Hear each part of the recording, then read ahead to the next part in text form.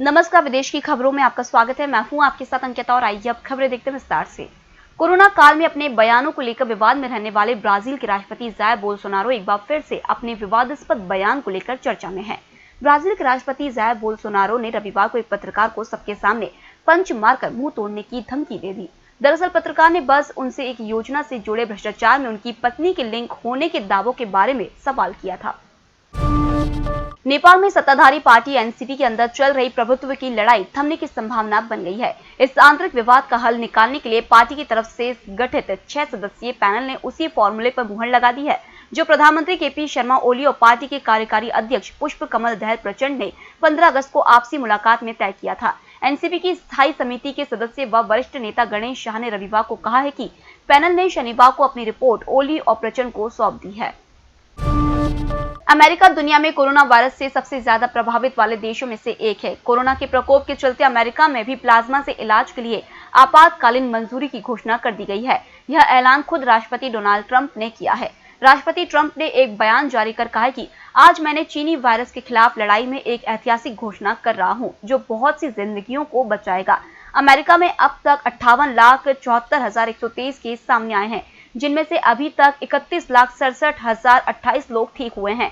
साथ ही 430 लोगों की मृत्यु हो चुकी है। फिलहाल 25,26,491 एक्टिव केस हैं। उत्तर कोरिया के तानाशाह किम जोंग उन कोमा में हैं और उनकी बहन किम यो जोंग राष्ट्रीय और अंतर्राष्ट्रीय मामलों को संभालने की तैयारी कर रही है। दक्षिण कोरिया के दिवंगत नेता किम डे जंग के पूर्व सहयोगी ने किम जोंग के कोमा में जाने की बात को लेकर एक पोस्ट किया है। दिवंगत नेता किम डे जंग के समय में राजनीतिक मामलों के सचिव का पदभार संभालने वाले चोंग सोंग मिन ने सोशल मीडिया पर कथित तौर पर दावा किया है कि उत्तर कोरिया का कोई भी नेता अपनी शक्ति और अधिकार किसी दूसरे नेता को तब तक नहीं सौंपेगा जब तक वो शासन के लिए बहुत बीमार ना हो, उसे तख्तापलट के माध्यम से ना हटा दिया गया हो।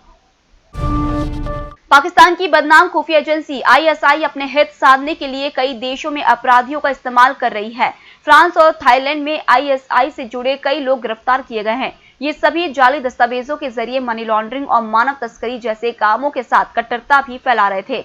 जांच एजेंसियों के लिए फिक्र की बात यह है कि इन गलत कामों के लिए पाकिस्तान की एमएनसी का इस्तेमाल किया जा रहा है। दुनिया में कोरोना वायरस संक्रमण के अब तक 2,35,88,985 मामले सामने आ चुके हैं। इनमें 1,60,80,485 मरीज ठीक हो चुके हैं, जबकि 8,12,487 की मौत हो चुकी है। ब्रिटेन के प्रधानमंत्री बोरिस जॉनसन ने रविवार को लोगों से अगले हफ्ते से अपने बच्चों को स्कूल भेजने की अपील की।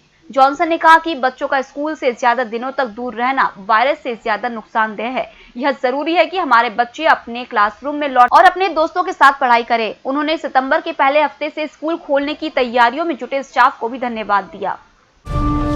जर्मनी के लिपजिंग के स्टेडियम में कोरोना से जंग के बीच एक अनूठा प्रयोग हुआ है। भीड़ में कोरोना का प्रसार कैसे होता है, यह जानने के लिए एक म्यूजिकल कॉन्सर्ट आयोजित किया गया। रिस्टार्ट 19 शीर्षक से आयोजित कॉन्सर्ट में 1500 लोग पहुंचे थे। जर्मन गायक जर्मन सिंगर टीम बेंजोको ने प्रस्तुति दी। जर्मनी के यूनिवर्सिटी हॉस्पिटल हेले द्वारा आयोजित कॉन्सर्ट में एंट्री के वक्त वॉलंटियर्स के तापमान की जांच की गई। बीते 48 घंटे के दौरान उनका कोरोना टेस्ट भी किया गया था। वॉलंटियर्स का टेस्ट में नेगेटिव होना जरूरी था। कॉन्सर्ट में 4000 लोगों ने हिस्सा लिया।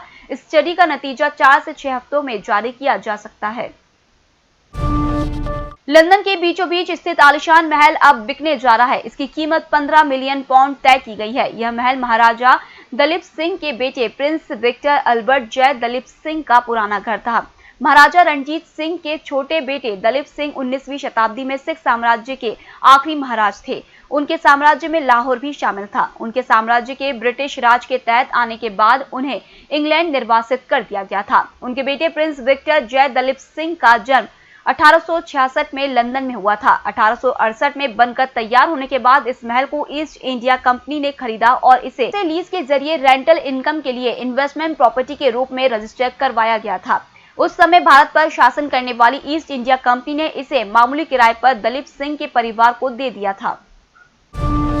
विश्व स्वास्थ्य संगठन ने मास्क पहनने के लिए नई गाइडलाइन जारी की है। ब्रिटेन पुलिस ने इंग्लैंड में एक साथ 30 से ज्यादा लोगों के साथ किसी भी तरह की पार्टी या प्रोग्राम ऑर्गेनाइज करने वालों पर 10,000 पाउंड का जुर्माना लगाने का फैसला लिया है। जो लोग ऐसे कार्यक्रमों में शामिल होंगे या मास्क नहीं लगाएंगे उनसे जुर्माने के तौर पर 100 पाउंड वसूले जाएंगे। हर बार नियम को तोड़ने पर जुर्माना 2 गुना बढ़ा दिया जाएगा। हालांकि स्कॉटलैंड, वेल्स और आयरलैंड राज्य 30 से ज्यादा लोगों के एक जगह पर जुटने से रोकने के लिए अपने नियम बना सकते हैं।